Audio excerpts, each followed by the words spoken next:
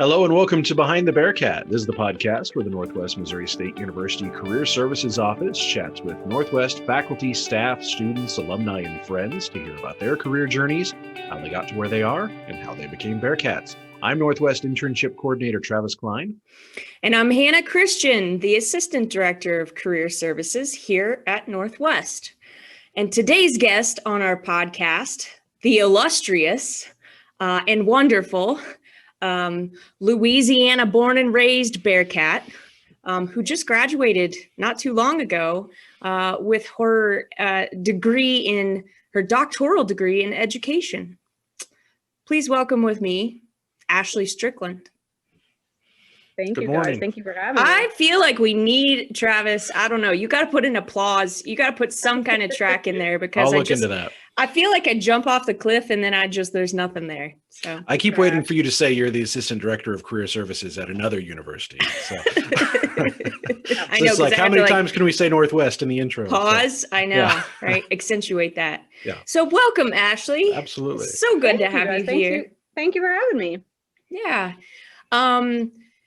So one assistant director to another, can you tell us, because I actually forgot to mention what your title was, because it's early in the morning when we're doing this interview, but could you tell us what your title is and then kind of explain what that means, what you do at your job? Absolutely. So yeah, just like you said, so Assistant Director of Academic Support. And really that just means I oversee academic support programs at Northwest. So the three big programs are tutoring, which I think most people are most familiar with, supplemental instruction, which most students call SI, and the Student Athlete Success Program. So oversee the students that work for us in those programs, and then also have a coordinator now who's helping with all of those programs, Lindsay Holt, which I know you guys talked to her a little bit before too. Link to that interview. Yep, that'll be up in the corner. Yep.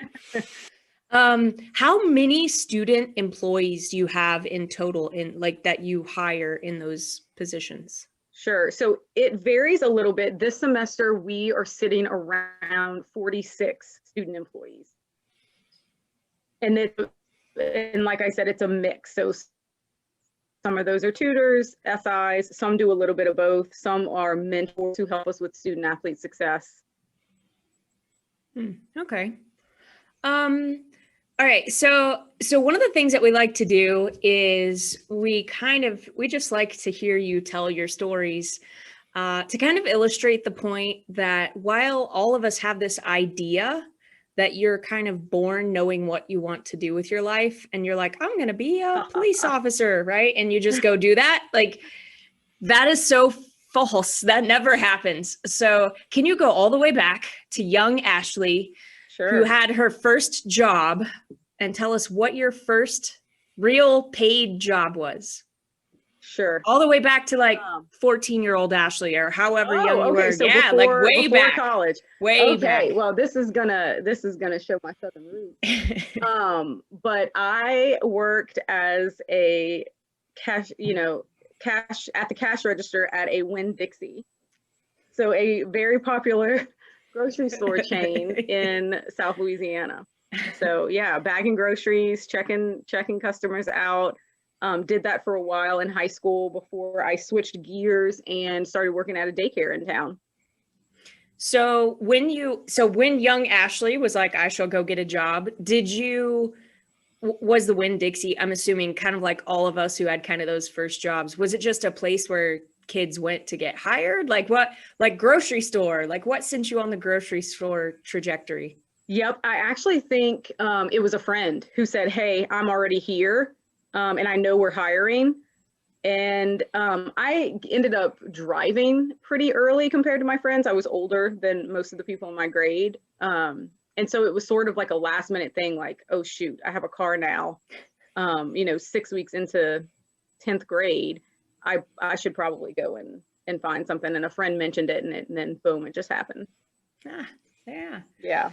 All right. So Winn-Dixie, and then you went to a daycare. Yep. Working, was it an in-home daycare or like a center? Were you teaching the kids, or what were you doing at the daycare? Yep, it was a center. And basically what I would do is I'd work like 3 hours a day. So I'd get out of high school and drive over to the daycare and work mostly with the after school kids. So grade, they, not the infants, not the babies, mostly with the students who were basically doing what I was doing, leaving school, but young enough to where they still needed care. It was fun though. It was, play. It was a lot of play. We played kickball and, so it was something that kept me active and was fun. And I knew I wanted to teach at some point. And so it was something that just kind of got my foot into working with younger people. So when you went to college, so you already knew at that point that you wanted to teach. How did you choose your college? And so you declared education major right off the bat. Like, you talked to a lot of students about advising and moving through college. So how did you experience that for yourself? Sure. So I'm actually embarrassed to tell this story every time I tell it, because I don't think this is the best thing for seniors in high school to do. But I had no idea where I wanted to go to school. And I applied to a couple places in state and actually to what I consider like the Northwest of Louisiana. We call it Northwestern State University, but apply so all across the state. And seriously, I made no moves. It was one of those things where I don't know if I just thought it'll happen, it'll get figured out, someone will figure it out for me. I don't know, but I did not decide until probably 2 months before classes started. I did not declare where I was going. When I got an acceptance letter from Louisiana State University, which is where I ended up going, I think it was one of the last acceptance letters that I got. And it was, when you're born and raised in Louisiana, it's a, the place to go. It's prestigious, I guess, for people who are raised there. And so I think that just kind of answered it for me. Like, okay, I got in, here we go. Not inspiring story. You must have been a pretty good student though to get into LSU last minute, I would think, because that's a big school. That's like the equivalent of MU here, or the big state school other places. So they don't just take everybody, I wouldn't imagine. Sure, yeah, and I wasn't a rock star by any means, but I was a good student. I was a good kid. Did what I was supposed to do, and I think it just as the acceptance letters came in, I don't know. I want to go back and think about what I thought was gonna happen, because I just didn't make any moves until the very last minute. So I don't know. It still gives me anxiety thinking about it today. Don't do that if you're a senior in high school. More common than you think. You're a kid and you're not used to. This is like your first really big life choice, right? Like, I have to make this decision for myself of where to go, especially if you're getting lots of acceptance letters. I only applied to one place, which made my choice easy, either go or don't go. So, right. Yeah. All right. So you declared that you were going to be an education major right off the bat and just went right into the education program? I did. Now, that's not to say I did not. Kind of moved around a bit. So I did what's probably more common than what people think. I did change it here and there. To be honest with you, I don't even remember what I bounced back and forth between, but eventually ended up back in education, which is what I started in. And what subject matter were you? Secondary, so middle school, high school, and did English and social studies. I had a great advisor who really encouraged me to stick around for a little bit longer and get certified in more than one area. And I'm glad I did, because the people who gave me my first teaching job basically flat out told me, like, we love when we get people who are dual certified, because then we can use you and mix things up, and from year to year use you how we need you the most. So really grateful for that. Did you hop into teaching right after that then? I did. Yep. Went straight into teaching high school. And Did you teach both of those subjects? What was your... I did. Yep. And then they did just what they said they were going to do. One term I might have been teaching 2 English, 2 sections, and a civics class. And then the next semester I was teaching a freshman world history course and 2 sections of English 3, or, they just kind of moved me around. So obviously you're not still teaching, I mean, in the high school level. So how many years did you teach at that level? And then what prompted you to make a change? Sure. So I taught for 3 years at the same school. And, as much as I love teaching, I really did love it. And I felt like it was something that I was good at. But it's a challenging job, I think we can all, especially now that we are experiencing teaching from home and different things like that, we can all value and appreciate what teachers go through and what they do on a daily basis. It was a lot of stress, and I'm the kind of person that takes my job really seriously. And I think it just boiled down to, at the end of the day, I couldn't see myself doing it for 30 years. Like what most teachers before me, like generations before me, they got into teaching and they taught, that was it. And they taught for 30 years. And so I just started thinking like, I love this. I feel like it's going okay, but I don't know. I don't know if this is something I want to do forever. So just started looking into grad school and thinking about what I wanted to do. My mother-in-law was actually a college librarian at the time. And I really loved, she was worked at the reference desk, and I really loved going in and watching her. And I kind of felt like it was a little bit of teaching, like she worked lots with students who were working on research projects and things like that. And so that just kind of launched me into the next path. And I started grad school after my 3rd year working on a library science degree. And where did you go for that degree? Did you go back to LSU? I did. Yep. And then ended up getting a graduate assistantship that totally changed the trajectory of what I ended up doing. And what was that? Well, so I got hired to work with student athletes. So we have a huge academic center for student athletes at LSU.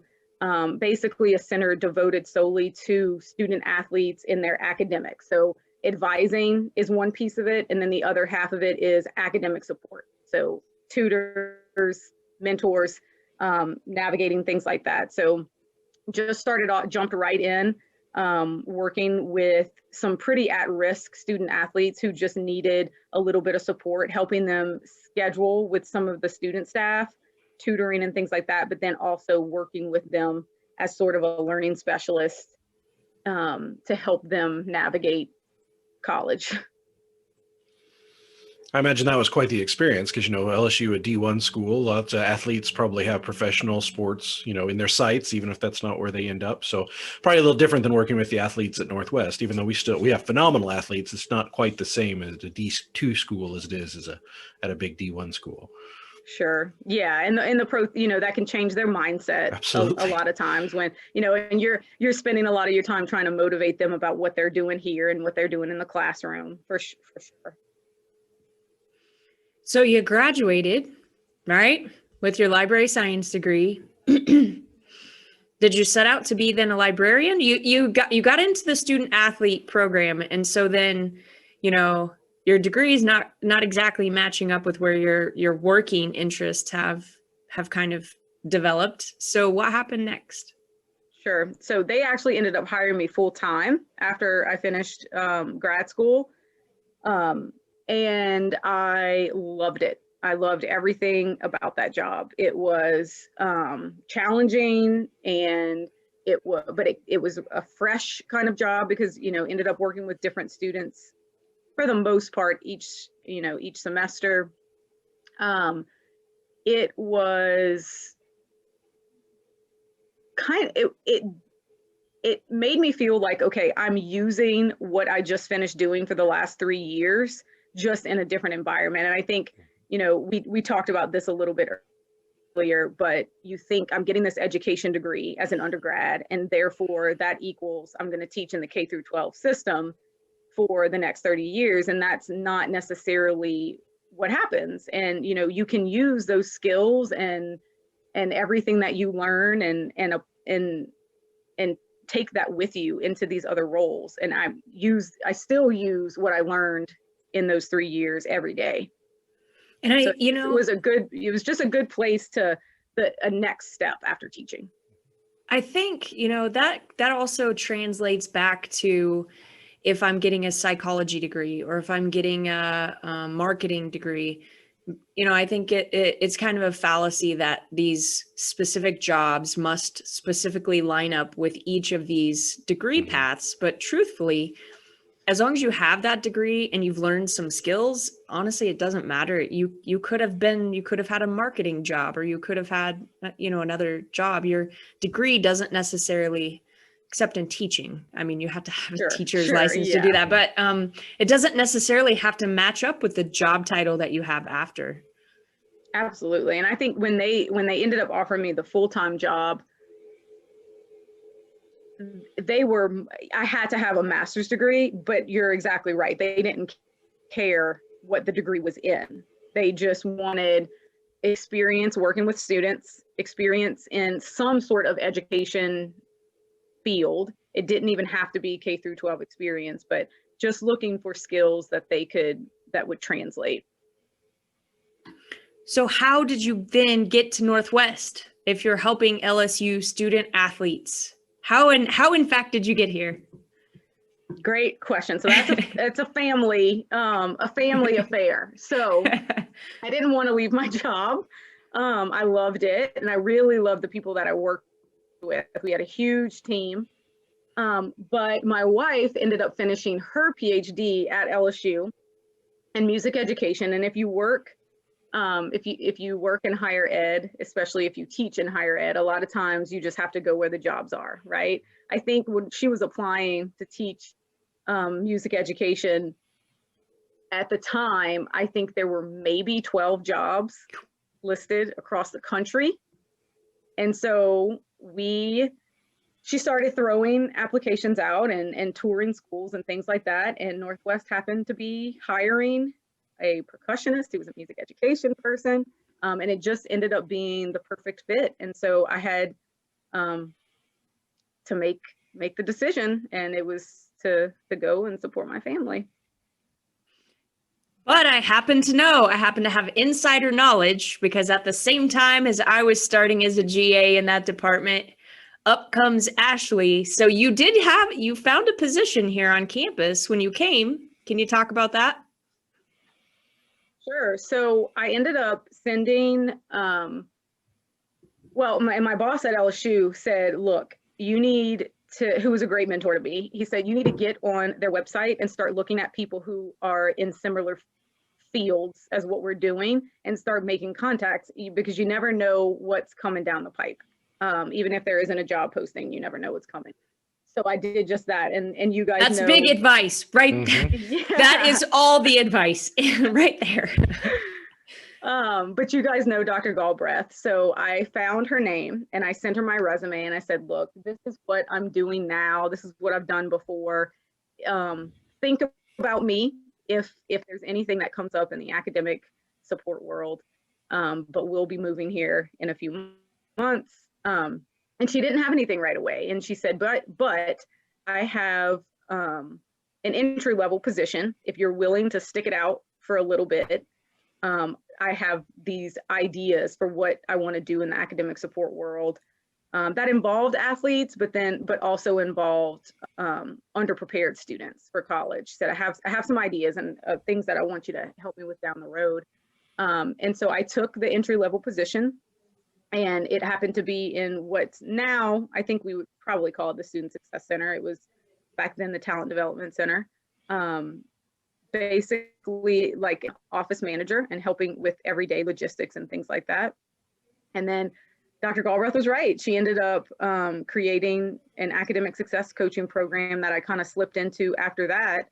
But I think you're right, Hannah. I think that if my boss wouldn't have told me that, I don't know if I would have thought of it on my own. Like, I was looking at the Northwest website for job postings, but I don't know if I would have had the guts to reach out to someone, and that would have changed everything. I think there's another key piece in there, though, that I even, in fact, in my excitement, overlooked. And that's the fact that in the position at LSU, when you were doing that work with students, that was something that you loved and wanted to continue doing. So I'm not necessarily like advocating, like if you're working in a marketing job that's meh, and you know your spouse wants to move, like don't go to another meh marketing job. You know, it's not the same thing when you're not really truthfully invested in what you're doing. But if you are invested in that, I think that is one of the biggest pieces of advice. Like if you are invested in that, it doesn't matter if that doesn't exist or correlate exactly with what is at the new position. Like you can be a part of the vision to make things better. Mm-hmm. Sure, absolutely. And you're right. I think there were times along the way too that library jobs popped up, and I was technically on paper qualified for that. But what I had done in that grad position that turned full-time position just totally changed my trajectory, and I knew that wasn't what I wanted anymore. And so just taking a breath and waiting for what I really wanted to come along and come to fruition. Which is another huge point, Mm-hmm. right? That whole patience piece of being able to, you know, really, really do what you feel like you're called to do, I guess. Mm-hmm. And knowing that, you know, you made your choice, because you could have made more money as a librarian, right? Yep, 100%. Right away you could have made more money. Yeah. And I preach this to students all the time. Like, you can go and you can right away make a lot of cash, but that's not necessarily the best investment of your time and energy. You have to know yourself. And I think taking a job that you're really kind of overqualified for, you know, that it can build and something can be created around your skill set. You know, we have those conversations with students all the time of, you know, well, this job really isn't exactly what I want to do, but I could take it and it could get my foot in the door. Sometimes that's, especially when you have had that communication with somebody and you know there's plans to expand things in the future, like sometimes it's a good idea to, you know, maybe take something that's not exactly what you want, but to be able to build and create something that is. Because really, I mean, the position you have now sounds like it's kind of the perfect amalgamation of all the things of what you've done before, what you liked, your teaching aspect that you did. So it kind of made a perfect storm, but you had to wait a little bit to get there. And I think that's good advice for folks too, that, you know, that instant gratification of a job that, you know, you get a lot of money at, but it isn't what you want. Like sometimes if you take that lesser position and have a chance to build, it's a better long-term. Don't be too proud. Absolutely. And don't be in too much of a hurry. That's a lot of college students are ready to get out of here and get into the working world. They're in a big hurry. And it's like, you know, we came back, you know, we were in a big hurry and we're like, no, I want to go back. So it's, you know, sometimes waiting's not the worst thing either. Sure. And especially, you know, I mean, this is the same advice I would give to a person who's had 10 years of a career. Sometimes, you know, it's not that we learn things once we go out into a job. You know, I think there's always a hurry, a push to, you know, make more money or be more prestigious, or, you know, there's a lot to be said for marinating if it's a place where you really feel like you're doing good work. There's so many living examples of that here on campus that I can't even begin to say all of them. Mm-hmm. You're right. But we ended with you as a career coach, and you're not a career coach now. So there's another little piece of this story. So talk to us about that. Yeah. So we ended up getting the coaching program on the ground. So the academic success coaching, and, you know, great program that works with students who either come in underprepared for college or end up on academic probation after their first semester. Loved that gig. I loved working with the peer mentors that were assigned to that program. Loved working with the students. It was a mix of students who were maybe just lacking motivation in finishing college, and they couldn't figure out, you know, why they were here or what they wanted to do with their lives. And then, like I said, sometimes it was just students who just needed an extra push. Maybe their educational background wasn't as strong as their peers. And so they needed a little bit more support in that first semester, but really enjoyed that. That program actually ended up sort of being not like meshed with the first year advising program when that got created. And so eventually switched over into being a coach, so helping with the coaching program, but also advising first year students. Did that for a year. And then a coworker decided that he was going to take a job somewhere else. And so his job opened up, which is what I'm in now. And I don't know, I think I just felt like it was sort of going back a little bit closer to what I had been doing. It was a little bit more teaching, more student, guiding and training and student employees, which I think kind of brought me back to what I was doing, teaching high school and teaching, helping student athletes at LSU. It just seemed more like a fit and kind of more of what I was looking for. Talk to me about the doctoral program, because as one of the, I don't know what to call us, people who decide to go back to school when we're slightly, over the going to school phase, yeah. Like it's a big challenge. So what made you want to pursue that? And tell us about your experiences with that. Sure. So I'm going to have to send her this video because I keep mentioning her, but I have to give some more credit to Dr. Galbraith. So she was just really huge support system for me when we first moved here, and just talked a lot about her experience in the program years before, and just kept giving me a little bit of a nudge. And so I started thinking about it. It was something that I had never thought about. And I'm not just saying that. And even though my wife had gone through a PhD program, like I don't know, it just never occurred to me that that would be necessarily something that I did. And so started thinking about it. And at that point, I didn't know what I wanted to do forever and ever. And so it seemed just like the perfect fit for me. I knew I didn't want to do completely online, a program that was completely online, but I also couldn't, like you said, I'm 30 something years old and, can't just pack my bags and go to a school that has a program. So this program was just perfect for me because I could spend a lot of time with my cohort in the Northwest Kansas City area. And then in the summers could go down to Mizzou and spend a lot of time on campus there. So it ended up being the perfect fit for me in terms of delivery and mode of delivery, but also I knew I wanted it to be an education. And I started, especially since I got that library science degree and realized I'm not really ready to get out of the education world. And so it was like, okay, I need to loop back and bring that bachelor's degree back and do something. So what was your dissertation project over? What did you do your research on? Yeah, great question. So really interested in diversity in general. And that was another nice thing about this program is we had what's called a dissertation in practice. So something, that we're working on constantly, the entire program. So it's not like, my wife did a traditional PhD. So she finished her two years of coursework and then started. Well, this was something we were sort of gradually working on. And so, but I ended up looking at student experiences on campus who were LGBT, but also from rural areas. And so I kind of took a look at how their identity development progressed from coming from a very rural high school experience and what that experience was like to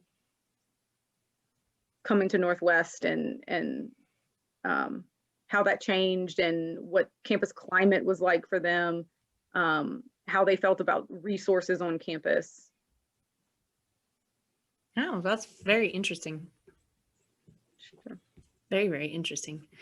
So, after all of our talking and all of our stories, to kind of swirl back around, since you've been here It's 2021, so excuse me, I'm not quite used to that yet. Yeah. I'm trying to do my mental calculations here. So this would be your 8th year, Yeah. right? Okay. Started the 8th, maybe? Yeah, around there. 7.5, close to 8. Yeah. What does it mean to you to be a Bearcat? It's a great question. I think, man, she is going to get a big head when she listens to this video. So I'm going to bring it back to Leslie, to Dr. Galbraith. So I think it's support. And I think it's finding your people and helping each other through whatever it is that we want out of this life. And I know that sounds really broad, but from that first day on campus and experiencing just her mentorship and her genuine care about people and humans and what they think is important and what they want for their lives, and not just about what we can do for Northwest, but what we can do for Northwest, but then also what's going to be good for you too. I think it's about those kinds of people like Leslie that really we sort of just take care of our own and make sure that we're hitting our goals. And it's not just,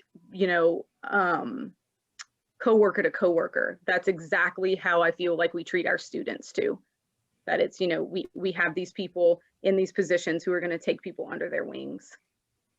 Yeah, that's a very good insight. Leslie, if you're watching, you get in contact with us. We'll have you on the podcast too. Yeah. Leslie also hired me as actually as an SI instructor for general bio. And then I was a botany SI instructor. And then she hired me as a GA the same time she was hiring you. And then I know. And then I got hired in your librarian position, though I didn't have the degree for it. So yeah. I feel like our paths are kind of intertwined, Ashley. It's kind of a strange, like we're all right here doing kind of this weird, like figuring out where we fit in. Yeah, I love it. But definitely Leslie had a big part in that. So sure. that might be an interesting exploration for our podcast. Mm-hmm. Yeah, you guys need to reach out to her. Bring her back. Any last questions, Travis? No, I mean, I think that covered it a lot. I think it's really cool. You had that mentor experience, and now I'm sure that there are folks that you work with and students you interact with where you get to be that person. And that's really, really cool. So thank you for all you do. You're also really active. We didn't talk about it, but you're also really active on the staff council. And I'm also part of that. And I appreciate all the work that you do for that. So thank you for that as well. Thank you guys. And thank you for having me. Yeah. One last thing. Yeah. I've been giving everybody a wide open space at the end of the podcast to just share what they feel like sharing. COVID kind of precipitated like free form sharing, and I kind of like it. So what have you been thinking about, or, what's on your mind? You mentioned COVID. I think it's just what a time to see what some of these students are capable of. I think I've got to give props to my student employees who basically flipped everything that they do on its head and still served their peers. Our tutoring numbers were pretty much on par with the last few semesters. And I remember just thinking at the end of the fall, like, we made it, we did it. We flipped everything on its head, and we had way more online tutoring appointments than we've ever had, to try to meet students where they are if they're in quarantine or isolation. So I just think this is something that students are going to be able to use when they're in interviews or, whatever it is about how resilient they are and how they overcome challenges. That's amazing. Mm-hmm. Yeah, they're all going to have great answers for tell me about a time you had to overcome adversity. They've got it. So they're set up for life with that question now. Absolutely. There was this year when I remember 2020, and that's all they're going to have to do. So for sure. All right. Thank you so much, Ashley. You've been a great guest on our podcast. I enjoyed talking with you. All right. Well, that will do it for another episode of Behind the Bearcat, and we will talk to you next time. Hey guys, we hope you enjoyed that episode. Don't forget to follow on your podcast platform of choice and on YouTube. Also, click the little notification bell on YouTube so you never miss an upload. And you can follow us on social media on Twitter, Instagram, and we have a LinkedIn page.